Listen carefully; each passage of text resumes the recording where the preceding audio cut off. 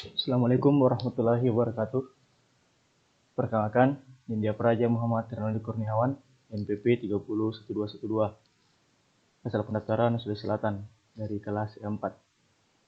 Nah, yang pertama-tama, adapun niat dan tujuan saya untuk melakukan atau membuat video ini, yaitu untuk memenuhi tugas ujian akhir semester dari dosen pengampu Bapak Silverius Teseran SSTP 5P dengan mata kuliah Teknik Evaluasi Kinerja. Ada beberapa tema yang diberikan oleh dosen untuk dijelaskan dalam video ini, dan saya pun mengambil salah satu tema, yaitu tentang motivasi kerja. Berbicara tentang motivasi, di sini motivasi itu merupakan faktor-faktor yang menyebabkan atau menyalurkan atau mempertahankan perilaku individu terhadap sesuatu hal. Itu yang pertama tentang motivasi. Ada beberapa pola motivasi yang saya tahu, yaitu ada 4. Yang pertama itu affiliation motivation, di mana itu merupakan dorongan melakukan hubungan dengan orang lain. Yang kedua, ada power motivation, di mana ini merupakan dorongan untuk mengendalikan keadaan, mengambil risiko dalam bentuk bertindak, dan juga perlu dukungan dalam hal ini. Yang ketiga yaitu ada achievement motivation, di mana tantangan merupakan kemajuan untuk pertumbuhan. Dan yang keempat yaitu ada competence motivation, di mana pola yang terakhir ini merupakan dorongan seseorang untuk berprestasi terhadap sesuatu yang dikerjakan. Selanjutnya saya akan membahas tentang tujuan memotivasi pekerja.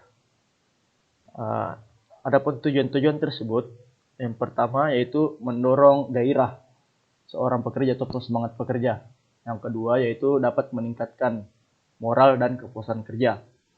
Yang ketiga, meningkatkan produktivitas si pekerja. Dan yang keempat itu mempertahankan stabilitas dan loyalitas. Dan yang terakhir menurut saya itu tujuan dari motivasi kerja ini yaitu untuk meningkatkan kedisiplinan seorang pegawai. Ya, yang selanjutnya saya akan membahas tentang tujuan dari memotivasi pekerja ini.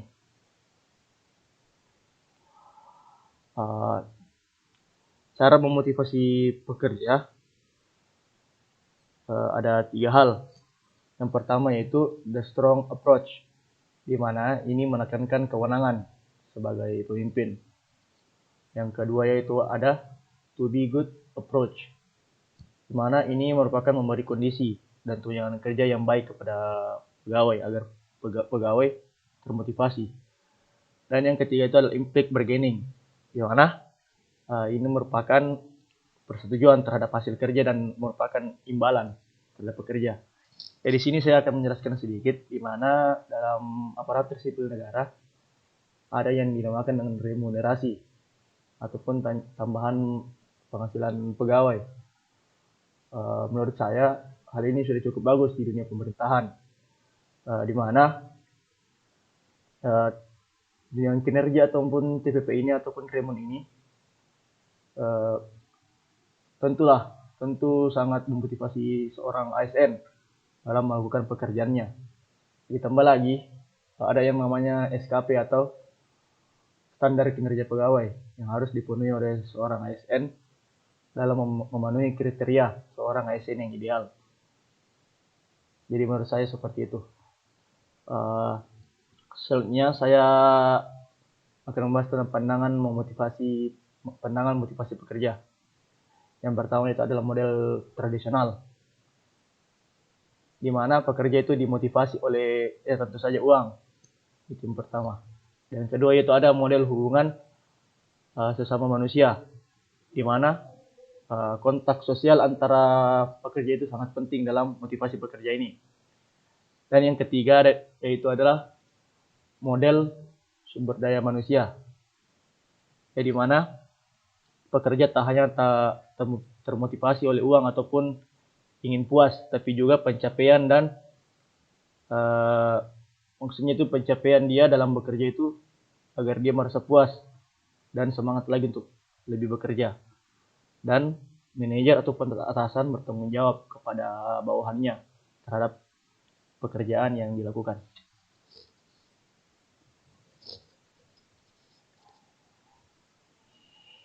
Ya, selanjutnya ada di sini saya akan membahas tentang teori motivasi.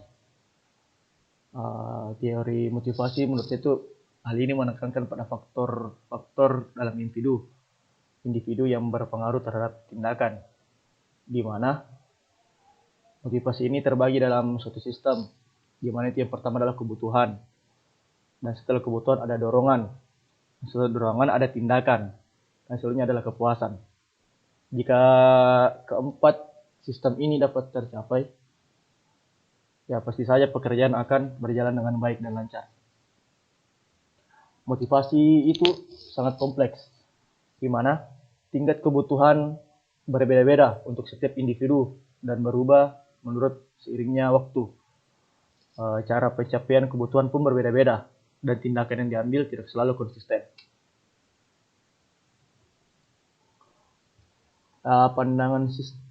Dari pandangan sistem ini, motivasi khususnya dalam organisasi, yaitu yang pertama ada karakteristik individu, di mana hierarki kebutuhan. Hierarki kebutuhan itu dibutuhkan. Yang pertama itu perhatian, kecakapan, dan kebutuhan. Yang kedua yaitu ada karakteristik pekerjaan, di mana ada seperti tipe penghargaan, tingkat otonomi, maupun tingkat variasi pekerjaan. Dan yang ketiga ada karakteristik situasi kerja, ya, di mana lingkungan kerja langsung atau penetasan, praktik penghargaan, dan budaya dalam organisasi tersebut.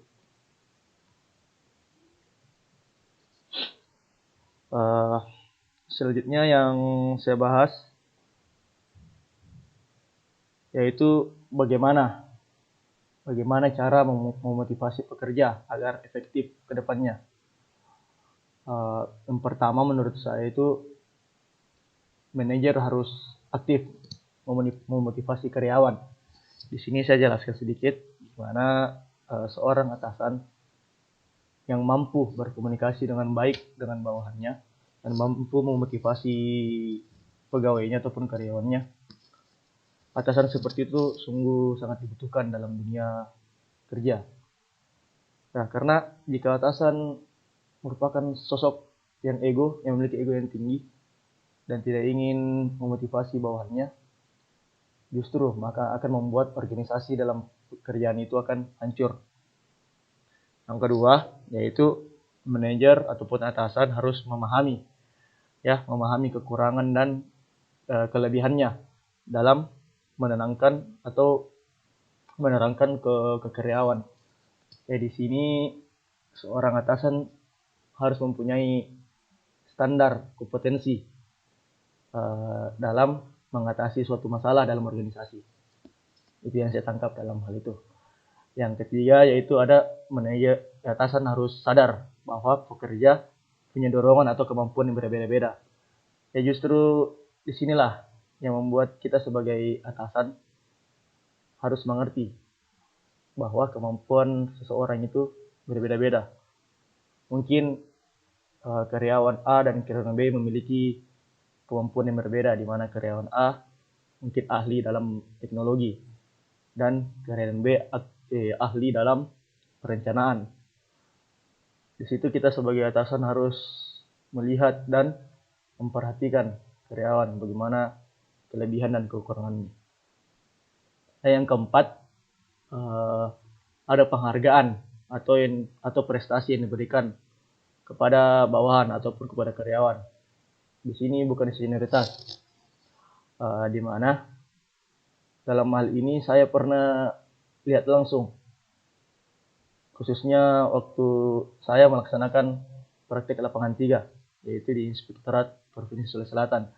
Di sana saya ditempatkan di bagian analisis dan evaluasi, di mana dalam ruangan itu ada satu atasan, yaitu Kepala Subbagian Analisis dan Evaluasi. Yang saya lihat dan saya perhatikan, Bapak Kasubag itu menggunakan sistem kekeluargaan di dalam ruangannya, bukan semena-mena terhadap bawahannya. Di mana setiap ada permasalahan yang saya lihat pada waktu itu dan saya saksikan, Pak Kasubag mengumpul anggotanya yang ada di ruangan tersebut dan melakukan seperti rapat kecil, di mana yang saya dengar sendiri, Pak Kasubag meminta karyawan ataupun pegawainya untuk mengeluarkan unek-uneknya atau mengeluarkan bagaimana masalah yang dihadapi selama bekerja di ruangan tersebut.